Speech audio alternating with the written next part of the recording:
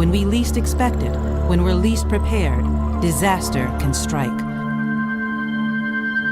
And few disasters are as unsettling as an earthquake. Yeah. So it's important for you to... Oh, fight!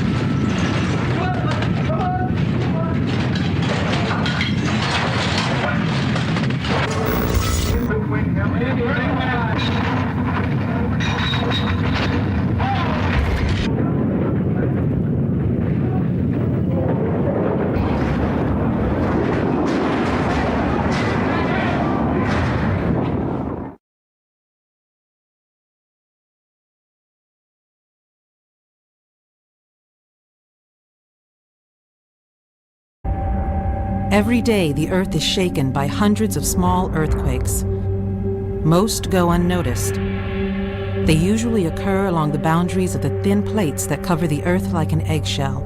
Driven by the heat deep within the Earth's core, the plates grind against each other on long lines called faults. When the plates find their motion blocked, stress builds up. Finally, the fault gives way. The released energy races through the Earth in the form of seismic waves.